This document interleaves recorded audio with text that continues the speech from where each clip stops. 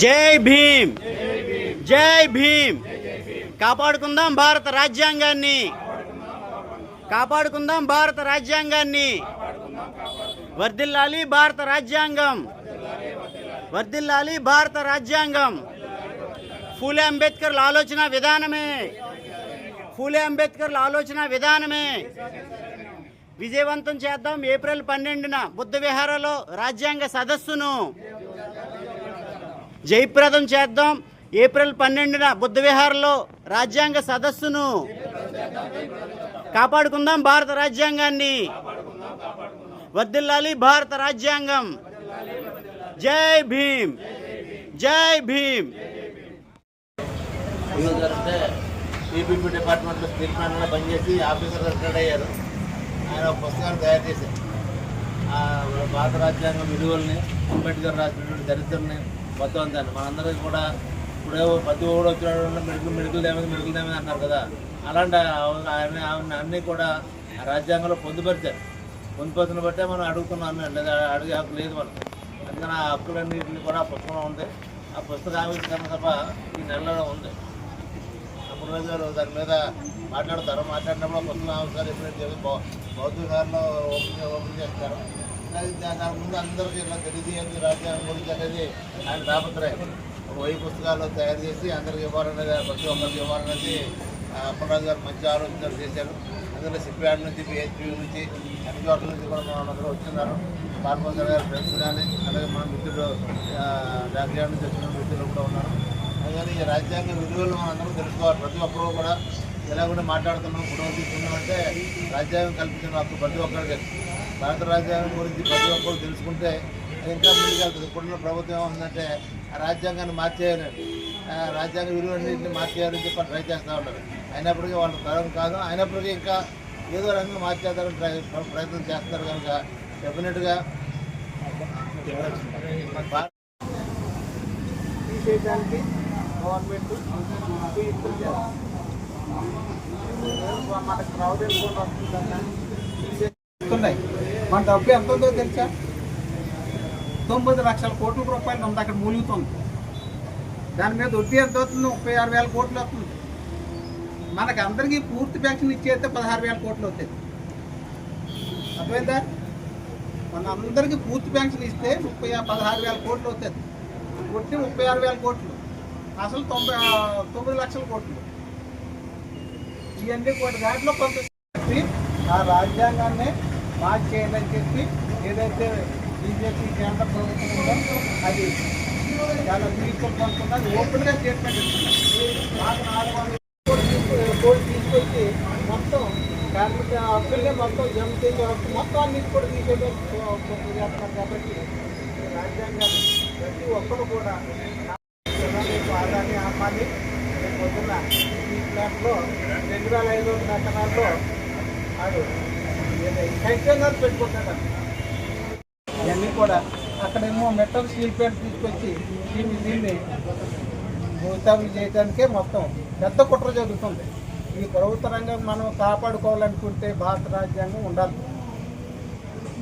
లేకపోతే ప్రభుత్వ రంగం అనేది ఉండదు. ప్రైవేట్ వాడు సింపుల్గా 5,000 రూపాయలు చేతులు పెట్టేసి 12 గంటలు పని చేయించుకొని పొమ్మంటాడు. ఇటువంటివన్నీ కూడా దీనికి మెయిన్ ఏంటంటే భారత రాజ్యాంగంలో ఏముందో ఎవరికి తెలియదు. అది ప్రతి ఒక్కరికి అందుబాటులో తీసుకురావాలని చెప్పి ఆయన assistant general manager TPP department record మరి ఆయన మైండ్లో ఎప్పుడు వచ్చిందో తెలియదు. 1000 పుస్తకాలు ప్రింట్ చేశారు. అందరికీ 1000 కుటుంబాల్లో మధ్యలో మన రాజ్యాంగం ఉండాలి. మీరు మనం అందుబాటులో ఉండాలని చెప్పి ప్రతి ఒక్కరికి కలగజారు ప్రోత్సహించాను అప్పలరాజు గారు చేశారు. కాబట్టి దాన్ని ఏదో సింపుల్గా 1000 మందిని అయితే కనీసం 200-300 మందిని పిలిచి వాటిని ఇనాగ్రేట్ చేసి దాన్ని అందరికీ అందుబాటులో తీసుకురావాలనేటువంటి ప్రయత్నంగా ఈ అందరినీ కూడా ఇచ్చేసాం. రేపు 12వ తేదీన సాయంత్రం 5 గంటలకి ఆదివారం బుద్ధ విహారం ఉంది. అక్కడ అది కొంచెం చాలా బాగుంటుంది. కాబట్టి పీస్ఫుల్గా ఉంటుంది. ఎవరు బయట వాళ్ళు ఎవరు మనకు డిస్టర్బెన్స్ ఉండకుండా కానీ ఆ బుక్ రాసిన వెతుకొస్తున్నారు. అదేవిధంగా మన plan general manager Banu madam కూడా ఆ బుక్ని ఇనాగ్రేట్ చేయడానికి ఆవిడవుతున్నారు. బుక్లో ఏముందనేది విశ్లేషించడానికి ఇంకో డాక్టర్ గారు వస్తున్నారు. ఇవన్నీ కూడా మనందరం కూడా తెలుసుకోవడం కోసమే ఇవన్నీ కూడా ప్రయత్నం. కాబట్టి ఆయన మనందరం కృతజ్ఞతలు తెలియజేయ ఈ సందర్భంగా. కాబట్టి నాకు అవకాశం ఇచ్చేటువంటి వాటి గారికి ధన్యవాదాలు తెలియజేసి తెలుసుకుంటున్నాను. చెప్పండి అన్న. మిత్రులారా, ఇక్కడికి వచ్చిన వాళ్ళందరికీ ఒక చక్కటి అవగాహన ఉన్నటువంటి వ్యక్తులు అందరూ. సో ఇప్పుడు ఈ సందర్భంగా నేను చెప్పేది ఏంటంటే, ప్రతి వ్యక్తి కూడా రాజ్యాంగం హక్కులు అంటారు తప్ప అసలు రాజ్యాంగంలో ఏముంది అనే ఆలోచన లేకపోతే ఒక అవగాహన చాలామందికి లేదని నా ఆలోచన. ఆ ఆలోచనలో భాగంగానే ప్రతి వ్యక్తికి కూడా రాజ్యాంగం అనే పుస్తకాన్ని అయితే ఈ పుస్తక ప్రసాదాన్ని పంపిణీ చేయాలని ఒక సదుద్దేశంతో తలపెట్టినటువంటి ఈ కార్యక్రమాన్ని రేపు ఏప్రిల్ 12 మన విశాఖపట్నం బుద్ధ విహార్లో ఇనాగ్రేట్ చేయడానికి ఆలోచన చేస్తున్నాము 5 గంటలకి. అలాగనే కార్యక్రమం అయిపోయిన వెంటనే భోజన వసతి కూడా ఉన్నది. సో మిత్రులు ఎక్కువ మంది వస్తే మాకు ఆనందం ఏంటంటే, నేను ఖర్చు పెట్టినటువంటి దీనికి నాకు పరిపూర్ణమైనటువంటి సంతోషం ఉంటుందని ఒక సదుద్దేశంతో నేను భావిస్తున్నాను.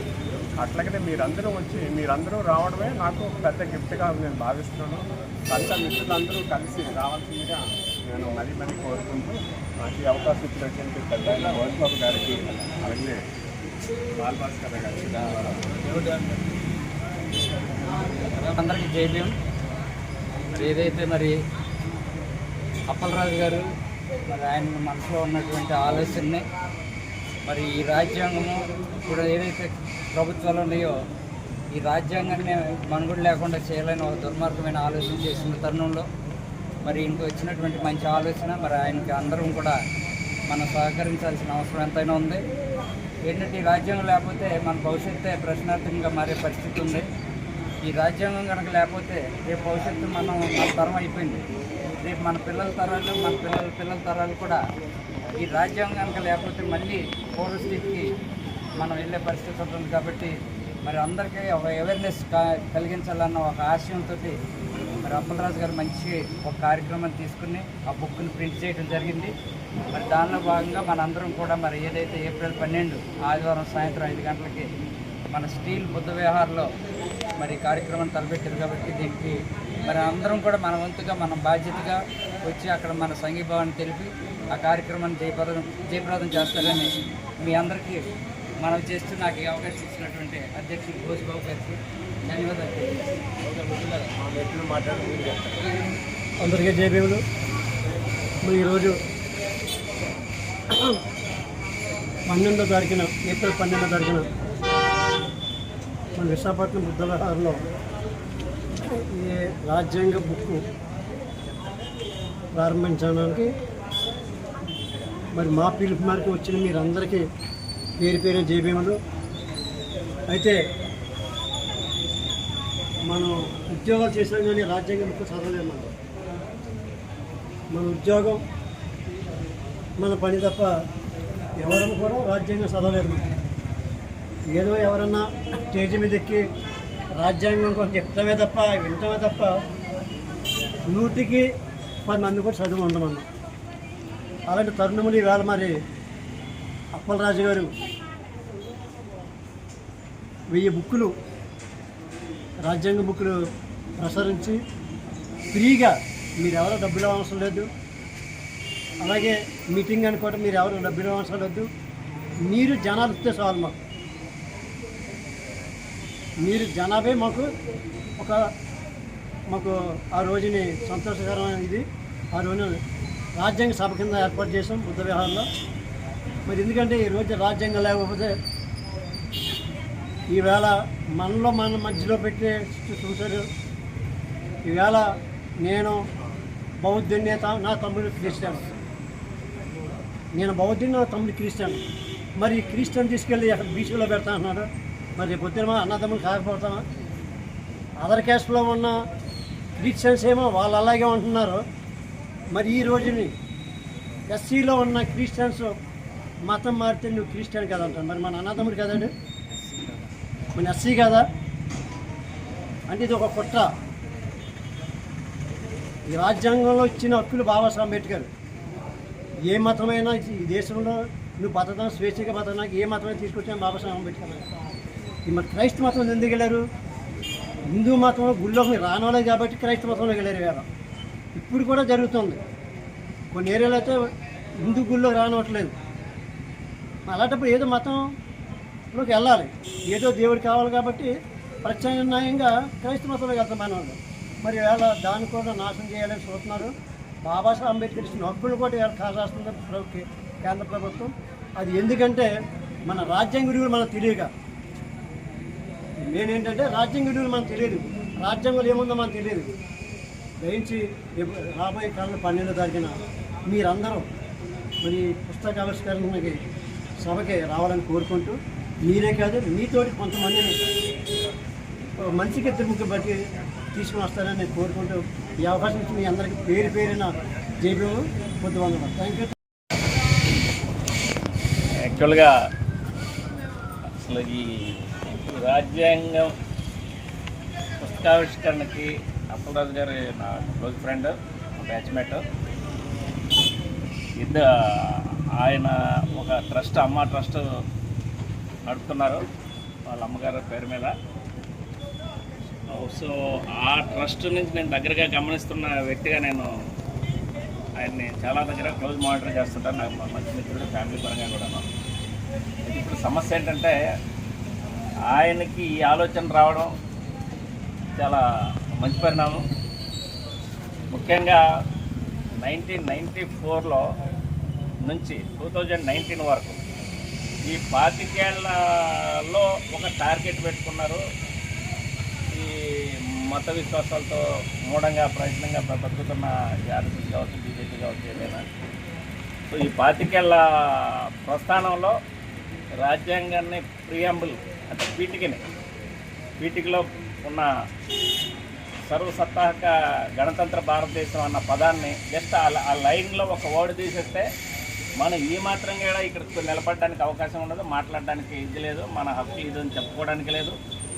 ఇంత ఏజ్లో కూడా బోసుబాబు గారు వీళ్ళందరూ కలిపి మనం అంతా అక్కడ మాట్లాడుతున్న అవసరం వీళ్ళందరూ మనం అక్కడ ధర్నా చేయగలిగామంటే ఈ మన రిటైర్మెంట్ది ఈ మెడికల్ పిఆర్ఎంఎస్ కూడా పోస్ట్పోన్ అవ్వడానికి కారణం కూడా రాజ్యాంగమే.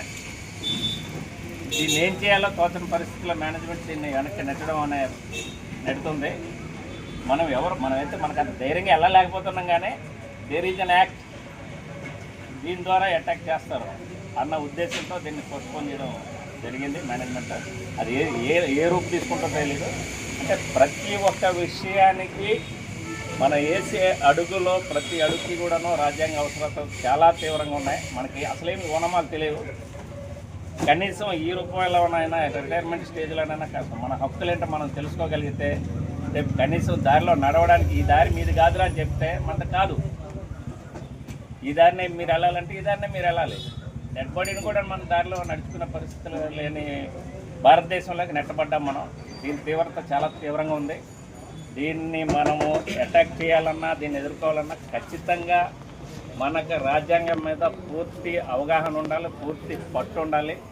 కనీసం మన ఇంటికి ఏదో మొహమాటానికి వచ్చింది కాదు, ఇది చాలా బాధ్యత కూడుకున్న చాలా డబ్బులు ఖర్చు అవుతున్నాయి ఆయనకి. ఇది మన అందరం కూడా ఎక్కడవుతుందో ఏదో ఒక యాక్టివిటీలో మళ్ళీ మనం కూడా చేయాల్సిన బాధ్యత ఉంది కలెక్టివ్గా. దీని తీవ్రతను ఇంకా అక్కడ మనం తెలుసుకోవాలంటే ఆ రోజు ఖచ్చితంగా అందరూ అటెండ్ అవుతాం, వీలుంటే ఫ్యామిలీస్తో. 12వ తేదీ బౌద్ధ విహార్లో మనం అటెండ్ అయ్యి దీన్ని జయప్రదం చేయాలని కోరుకుంటూ సెలవు తీసుకుంటాం. ఓకే మిత్రులు, మీరు ఇస్తారా స్లోగన్స్? నేను చెప్తే రిపీట్ చేస్తారా? మీరు చెప్పండి. రెడీ. జై భీమ్, జై భీమ్. కాపాడుకుందాం భారత రాజ్యాంగాన్ని, కాపాడుకుందాం భారత రాజ్యాంగాన్ని. వర్ధిల్లాలి భారత రాజ్యాంగం, వర్ధిల్లాలి భారత రాజ్యాంగం. ఫూలే అంబేద్కర్ల ఆలోచన విధానమే, ఫూలే అంబేద్కర్ల ఆలోచన విధానమే విజయవంతం చేద్దాం. ఏప్రిల్ 12న బుద్ధ విహారలో రాజ్యాంగ సదస్సును జయప్రదం చేద్దాం. ఏప్రిల్ 12న బుద్ధ విహారలో రాజ్యాంగ సదస్సును కాపాడుకుందాం భారత రాజ్యాంగాన్ని. వర్ధిల్లాలి భారత రాజ్యాంగం. జై భీమ్, జై భీమ్.